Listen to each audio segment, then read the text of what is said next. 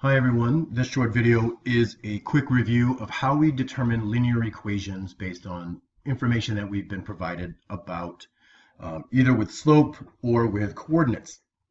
This is going to be in two parts. This first part will look at working with some basic ideas about generating equations. The next part will look at what if we're giving a table of data or we are given a graph, how can we determine equations for lines? So we'll just start simply here. So far we've talked about two different forms of equations. One is called standard form, ax plus by is equal to c. So this would be an equation like 2x minus 3y is equal to 12. Another form that we've looked at is y equals mx plus b, called the slope-intercept form, where m is our slope and b is our y-intercept. So we would look at an equation like y equals 1/3 x plus 2. That would be an example of an equation in slope-intercept form. We're going to look at a new form called point-slope form. And point-slope form is in the form y minus y1 is equal to m times x minus x1. And we're going to use this form to generate linear equations. And primarily, we're going to end up writing equations in slope-intercept form. But here again, m stands for slope. And x1 and y1 are from a point. And we're just going to designate the point having the coordinate x1 and the y coordinate y1, right? So this is just one point. So it takes a point and a slope to use this form. So let's take a look and see how this works. Now, sometimes when we're writing linear equations, we're given a bunch of information right at the beginning. So for example, suppose I tell you that the slope is negative 1/3, and I give you the ordered pair 0, 5. Now, this ordered pair is kind of significant for this problem because x is equal to 0. And since x equals 0, that makes the 5 the y-intercept, because this is a point that's on the y-axis. So if I want to write an equation in slope-intercept form, I've already got the information I need about the slope and the intercept. So I would write the equation y is equal to negative 1/3 x plus 5. Or I could write y is equal to negative x over 3 plus 5. Either one is fine, but I have a slope of 1/3, and I have a negative 1/3, and I have a y-intercept of positive 5. So that's kind of nice. Not a lot of work that needs to get done there. Other times we are just given two ordered pairs, something like 2, 4, and 0, 6. Again, this ordered pair is really nice because since x equals 0, that must be our y-intercept.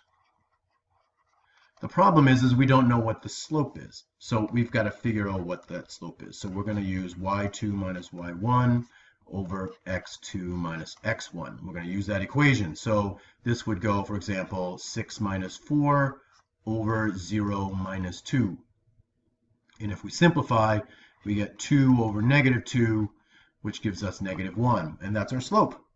So now using y equals mx plus b as our model, we substitute for slope and we substitute for the y-intercept. Y is equal to negative x plus 6. And there is our equation in slope-intercept form.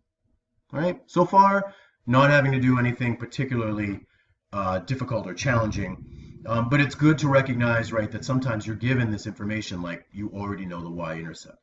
But that's also only because x is equal to 0. So what if we're not given that information? What if we're given information like this? 2, negative 6, and 4, 16 is our two ordered pairs.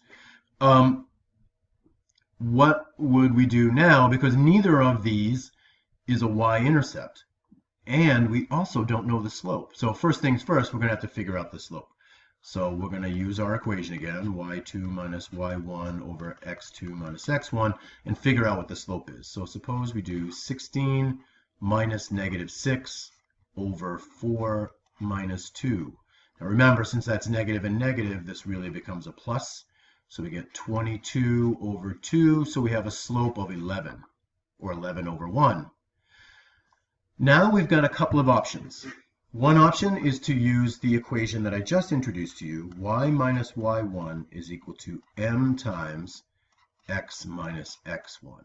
That's one option that we have. And what we need is we need to know what the slope is, and we do. M is equal to 11. And we need to know one point. And we've got actually two options here, and it doesn't matter which one we use. So I'm going to use 416. It's going to be a little bit easier to use, I think. So I'm going to use the point 416, and I'm going to plug the values into this equation, and we're going to generate an equation in slope-intercept form. So I'm just going to substitute. I'm going to do y minus, and then I'm going to replace y1 with 16 equals, here's my slope, so I'm going to replace the slope with 11. And then I'm going to do x minus, and again, I'm going to use my ordered pair. Here's x1, so I'm going to substitute 4 for x1.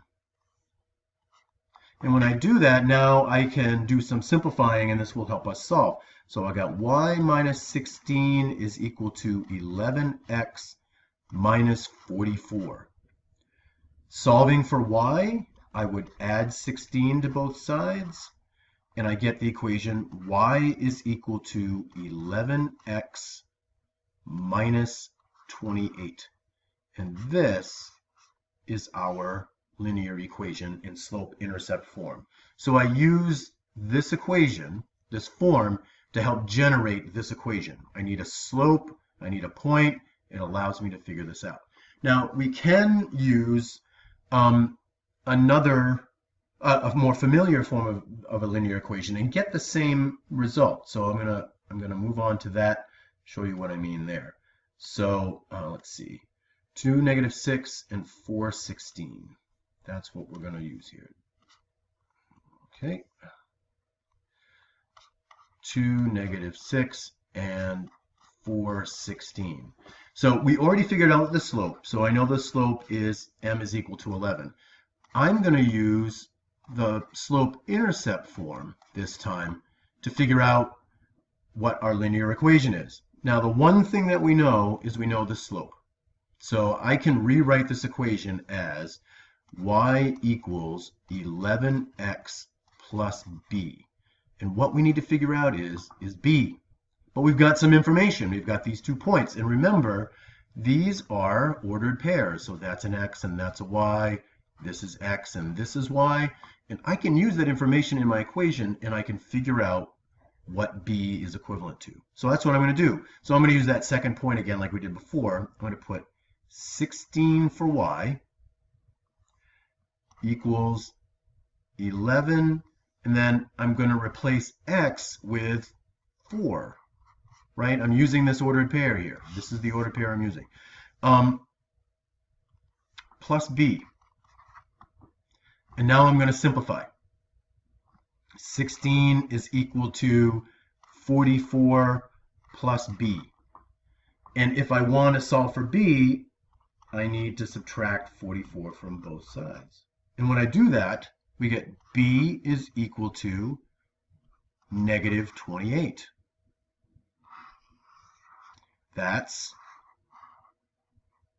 our y-intercept. So our equation is y equals 11x minus 28, which is the same equation that we got when we did it using the point slope form. So either way you do it, you're going to get the same answer. So you choose which way that you like best. So let's do one more example, and then we'll call this good for now. So let me give you the ordered pair, -3, -5, and how about -5, -9. All right. So first we need to find the slope. So y2 minus y1 over x2 minus x1. So if I do -9 minus -5 over -5 minus -3, those double negatives become positives, and we get -4 over -2, which gives us +2. So there's our slope.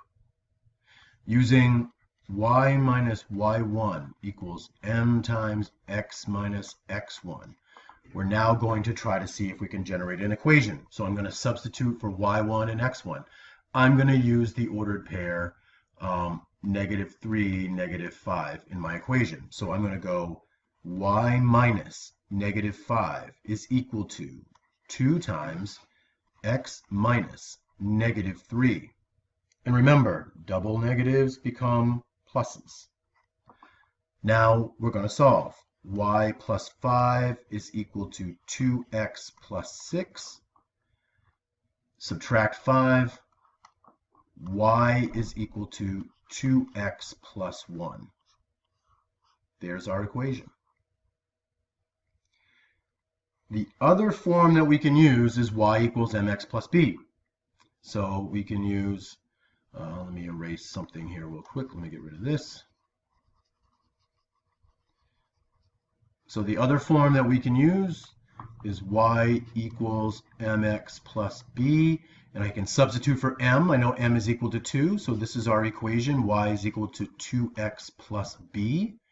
And I'm going to take the ordered pair -3, 5, and I'm going to substitute it into my equation. So I'm going to put -5 for y. I'm going to put -3 for x. And I'm going to solve for b. -5 is equal to -6 plus b. Add 6 to both sides.